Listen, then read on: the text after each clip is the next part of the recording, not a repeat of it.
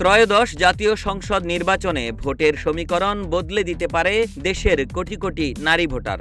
মোট 12,76,95,000 ভোটারের মধ্যে নারী ভোটারের সংখ্যা 6,28,00,000, যা মোট ভোটারের প্রায় 50%। অর্থাৎ পুরুষ ও নারীর ভোটার বলতে গেলে সমান সমান। নির্বাচনে এই নারীদের ভোটারই প্রভাব ফেলবে।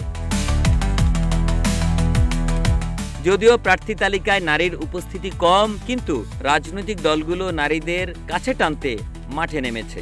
বিএনপি 50 লাখ পরিবারে ফ্যামিলি কার্ড বিতরণ, নারী উদ্যোক্তাদের সহজ শর্তে ঋণ এবং প্রতি জেলায় প্রশিক্ষণ কেন্দ্র স্থাপনের প্রতিশ্রুতি দিয়েছে। তবে বসে নেই জামাত ইসলামী। দলটি 15 লাখ নারী কর্মী দিয়ে ঘরে ঘরে গিয়ে বিভিন্ন প্রতিশ্রুতি দিচ্ছে এবং ভোট চাইছে। এনসিপি শিক্ষিত ও নতুন প্রজন্মের নারী ভোটারদের ডিজিটাল ও আধুনিক বাংলাদেশ গড়ার অঙ্গীকার করছে।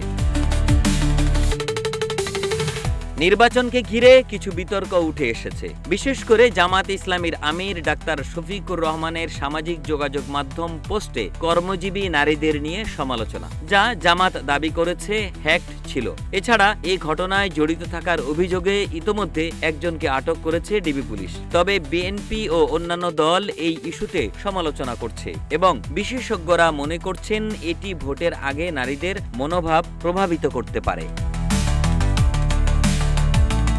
ডক্টর বদিউল আলম মজুমদার সংবাদ মাধ্যমকে বলেন, নারীরা দেশের জনসংখ্যার বড় অংশ, তাই তাদের ভোট যে দলের হাতে যাবে সেই দলই জিতবে। Action aid country director Farah Kabir মনে করেন, রাজনৈতিক দলগুলো নারীদের কেবল ক্ষমতায় ওঠার সিঁড়ি হিসেবে দেখলে চলবে না, তাদের অংশীদার হিসেবে স্বীকৃতি দিতে হবে।